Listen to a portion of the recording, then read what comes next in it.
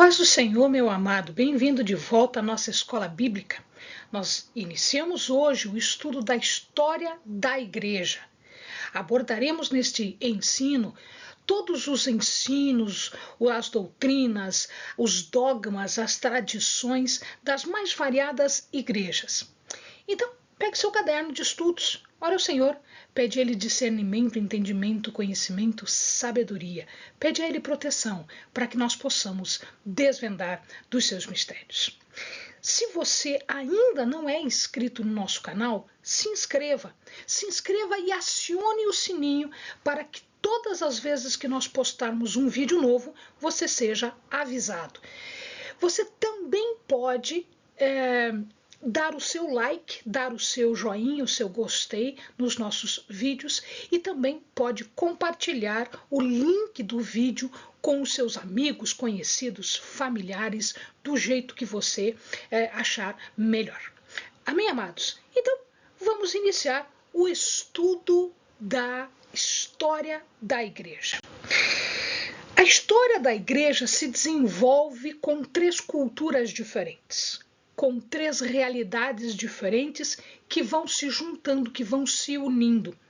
Entre elas, a influência grega em relação à sua cultura, à sua língua, à sua filosofia. Também é importante a influência judaica, ou seja, a igreja de Cristo, ela nasce num ambiente judaico, que é a primeira influência mais importante que nós encontramos. E por último, nós temos a influência romana. Em outras palavras, estas três culturas, essas três realidades forjaram a igreja, o cristianismo no mundo. Em relação a... Podemos ver a influência grega na sua cultura, no seu intelecto. Os gregos eram um povo intelectual, era um povo que estava chegado a todos os ensinos e aos estudos filosóficos. Eles discutiam as questões mais profundas sobre a vida, sobre a morte. Eles eram intelectuais. O povo de maior conhecimento daquela época era o grego. Eles fizeram um desenvolvimento do seu conhecimento, mais especificamente em relação ao ensino moral. E o ensino moral grego fez com que muitos pagãos fossem duvidosos, eles acabaram duvidando, inclusive, dos seus deuses, porque eles desenvolveram de tal maneira a filosofia que este estudo deixou claro que os seus deuses não tinham nenhuma influência e que não eram aqueles deuses que eles imaginavam. Os principais filósofos você já deve ter estudado na escola ou já deve ter ouvido falar. Se não ouviu falar, são estes três. Nós temos Sócrates, Platão e Aristóteles como os três principais filósofos. Em Sócrates e em Platão, nós temos a influência aqui de uma filosofia em relação à moralidade. Sócrates, ele viveu no mesmo tempo que viveu Esdras e Neemias, que era praticamente o mesmo tempo de Platão.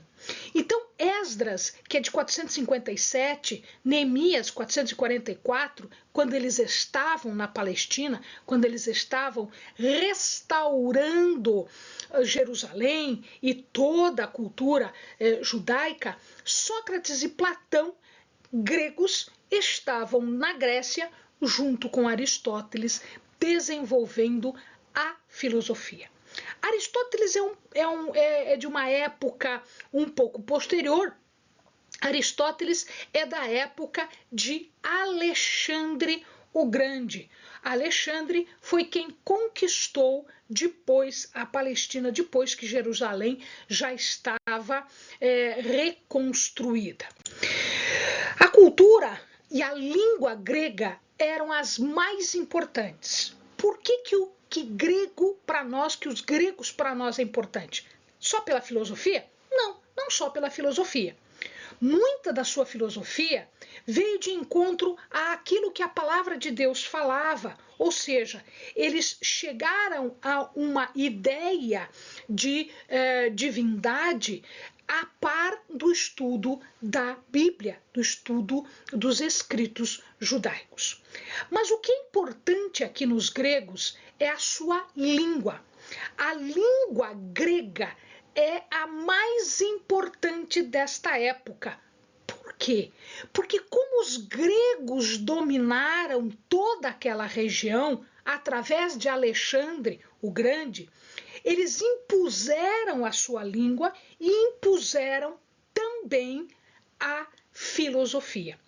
Ali embaixo está escrito filosofia em grego, que é o par, vamos dizer assim, dos escritos religiosos, dos escritos que os apóstolos fizeram. A língua, portanto, era tão importante que era a língua falada. Quem falava aramaico, ou seja, aramaico é uma língua que decorre do hebraico. Quando o povo judeu foi disperso, quando ele foi para o cativeiro, ele deixa de falar o hebraico clássico, o hebraico deles. E eles passam a falar uma língua parecida, que é o aramaico. Mas, no dia a dia, eles falavam não só o aramaico, mas também o grego. O grego era a língua do comércio, era a língua de todos os tratados, de toda a justiça, de tudo que acontecia naquela época, era em grego. De tal maneira que o Novo Testamento não foi escrito em aramaico, não foi escrito em hebraico. O Novo Testamento foi escrito em grego. E o Velho Testamento? O Velho Testamento, a Bíblia chamada Bíblia Hebraica, que estava escrita em hebraico, passa a ser traduzida para o grego. E então cria-se uma Bíblia em grego, que corresponde ao Velho Testamento, a Bíblia Hebraica, escrita em grego e que foi traduzida por 70 sábios. Daí que esta Bíblia passa a se chamar Septuaginta, de 70. Septuaginta quer dizer os 70. Os 70 pegaram a Bíblia hebraica, escrita em hebraico, e a traduziram para o grego. Os apóstolos e todos aqueles que escreveram no Novo Testamento o escreveram também em grego. Uma outra influência é a influência judaica. Bom, Cristo era judeu, Paulo era judeu, Pedro judeu, os 12 apóstolos judeus, João, Tiago, André, todos eles eram judeus.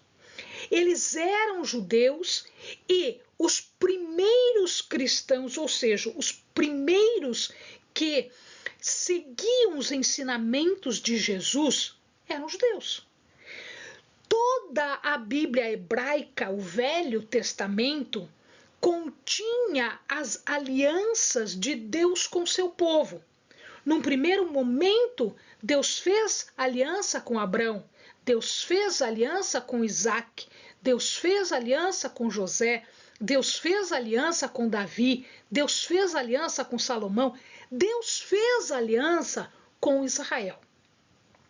Então, a antiga aliança havia sido feita por Deus com o povo de Deus e os patriarcas, com os iniciadores de toda a cultura judaica. a noção de Cristo, Jesus chamado o Cristo. Cristo é uma palavra grega para Mashiach. Mashiach quer dizer Messias. Mashiach ou Messias em hebraico. Cristo em grego. Todas as profecias do Antigo Testamento indicavam, apontavam para o Cristo, Mashiach, Messias, Jesus, que veio cumprir estas antigas profecias. Então, o Velho Testamento se fez realidade em Jesus. Portanto, todo o ensino, todos os mandamentos, toda a doutrina judaica estava nas lições, nos ensinos de Jesus. E isso foi utilizado e ainda é vigente. 10 mandamentos, todas as regras, toda a regra de aliança, etc. Tudo isso está vigente ainda hoje com uma leitura diferente, que é a leitura feita pelo Messias, por Jesus Cristo. Uma terceira influência é a influência romana. A influência romana, ela se faz um pouquinho depois.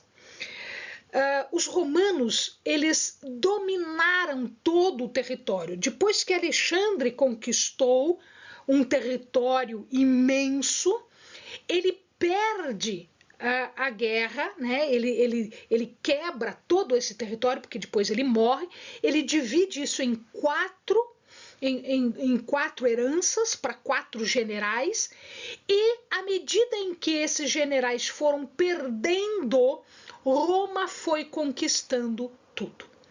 De tal maneira que, desde o ano 50 a.C., portanto antes de Jesus nascer, os romanos já dominavam toda aquela região. Inclusive, Pilatos e todos os outros, que estavam mandando, que governavam aquele lugar, eram vindos de Roma, recebiam ordens de Roma, eram governantes romanos. Mas o que importa nos romanos é a sua estrutura.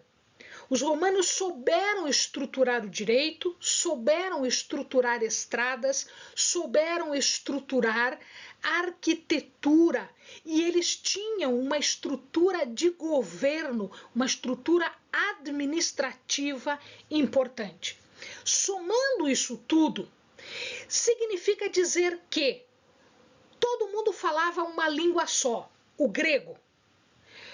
Eles tinham uma tradição que era uma tradição antiga, a judia, a judaica.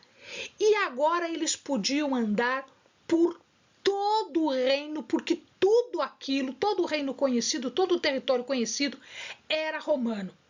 Eles tinham estradas, eles dominavam os mares através dos seus grandes navios e, portanto, você podia viajar de um lado a outro do território e conversar com qualquer pessoa te entendia e você podia viajar facilmente naquela época, rapidamente, não para nossa época, mas para aquela época, rapidamente. Ou seja, ficou fácil. Depois, quando o cristianismo aparece, ficou fácil expandir, ficou fácil espalhar a boa nova. Então, nós temos aqui algumas divisões importantes. A primeira divisão da história da igreja, ela é chamada de século apostólico. Por que ela é chamada de século apostólico? Porque os apóstolos ainda estavam vivos. Então, eles iniciam no ano 30, Jesus morre mais ou menos nesta época. Jesus morre com 33 anos, mais ou menos. Ele inicia no ano 30, e ele inicia o ano 30 como? Através do Pentecostes.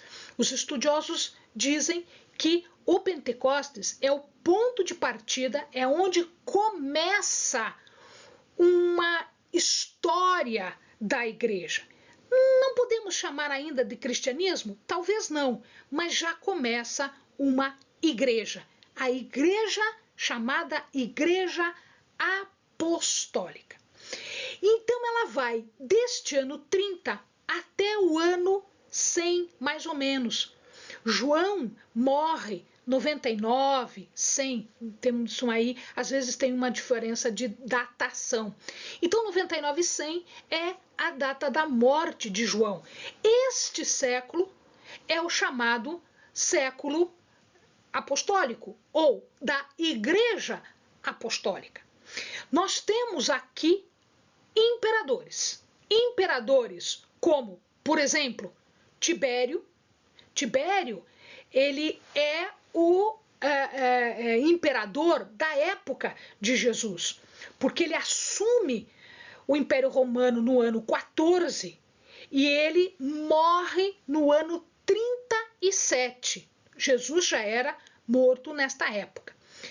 Depois de Tibério vem Calígula. Calígula pega o governo em 37 e vai até 41, um dos piores imperadores, um dos mais ruins, os piores, né, imperadores. Depois de Calígula vem Cláudio, que vai até 54, e depois o Domiciano. Então nós temos aqui alguns, eu esqueci de Nero. Nero vem antes, né? Vem Nero, que vai até 68. Quando Nero morre, assume uma série de outros imperadores, e entre eles vem Vespasiano. Quem assistiu os vídeos do esplendor e queda de Jerusalém, se você não assistiu, assista. Nós contamos a história de Vespasiano e de Tito, do esplendor de Jerusalém e da queda de Jerusalém. Nós temos aqui Vespasiano, que vai até 79, depois o seu filho Tito, que foi quem entrou em Jerusalém e quem destruiu o templo de Jerusalém no ano 70. Depois ele, em 79, ele passa a ser governador, ou seja, governador imperador, entenda assim. E aí nós temos Domiciano, que vai até 96. Então os imperadores aqui, nós temos Tibério, nós temos Calígula, nós temos Cláudio, nós temos Nero, depois vem 3 imperadores um atrás do outro, depois Vespasiano, Tito e Domiciano. Termina a época quando João morre. Quem era o imperador era Nerva, que não é tão conhecido. Nesse século apostólico, os personagens mais importantes, mais chamativos, são Pedro, que é essa primeira foto que nós temos ali, na verdade é um quadro, né? Porque foto não existia naquela época, é um quadro de Pedro. O segundo é Paulo e o terceiro em João. Aqui ele está representado escrevendo o Apocalipse na ilha de Patmos, um pouco antes da sua morte. Então começa o século apostólico com o quê? A gente viu, com o Pentecoste. O Pentecoste, amados, está contado no livro de Atos. Então, o amado já lembra. Se não lembra, volta lá e vê o livro de Atos. Então, alguns dizem que é aqui que inicia a igreja cristã. Então, neste momento, nesta festa, era uma festa, a festa das primícias. Olha como Deus faz as coisas. Festa das primícias significa as primeiras colheitas. Então, eles estavam na festa das primícias e Pedro, então, faz um discurso e ele, movido pelo poder do Espírito Santo, ele faz com que 3.000 pessoas sejam salvas. pelo discurso dele. Isto porque ele acabou de ser batizado com o Espírito Santo, ou seja, aconteceu o Pentecostes. Nós temos aqui essas 3.000 almas, as primícias da igreja, a primeira colheita da igreja, num discurso feito por ocasião do Pentecostes, quando ele orou e como se chamas, labaredas de fogo atingissem as pessoas. Neste século apostólico, como era a igreja? Cada cristão era considerado ministro. Ele podia ministrar, ele podia pregar, ele podia orar, ele tinha liberdade para isso. Não havia uma escola de pastor, uma escola de evangelista, uma escola de ministro. Não existia isso. Então, cada cristão, ele era considerado um ministro do Senhor. Cada casa era considerada uma igreja. Então, eles se reuniam nas casas e ali eles oravam, pregavam, exortavam, partiam o pão, comiam, comungavam. Então, esta situação durou praticamente todo o século apostólico. A partir do momento em que esse número de pessoas começou a aumentar muito, as casas não tinham como abranger tudo, e aí eles usavam outros espaços. E as cerimônias, Eleni, as cerimônias judaicas, elas continuavam acontecendo até o ano 70. Por que até o ano 70? Porque no ano 70 aconteceu a queda de Jerusalém. E aí eles não podiam mais fazer nada, porque eles foram, logo em seguida, os que sobraram, os que sobreviveram, foram expulsos de Jerusalém. Então as cerimônias existiam até a queda de Jerusalém. Em que os apóstolos acreditavam? Qual era o credo? Credo é acreditar. Qual era o credo dos apóstolos? Isto é super importante, meu amado. Isto vai fazer diferença quando nós avançarmos na história da igreja e nós vamos ver uma variação dessas crenças das pessoas. Então, o credo era, primeiro, Jesus era o Messias, Filho de Deus. Segundo, a salvação era obtida pela graça mediante a fé. Eu não preciso fazer obras, eu não preciso fazer nada para obter salvação.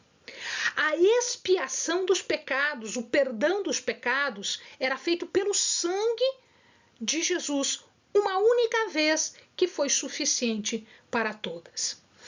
Se fazia o batismo, e o batismo identificava o cristão, o batizado, com Cristo.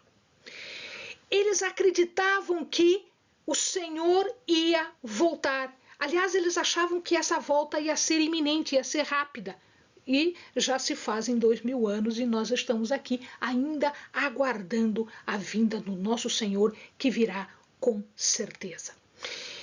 E o derramamento do Espírito Santo e dos dons espirituais. Esta era a crença da igreja primitiva, da igreja apostólica.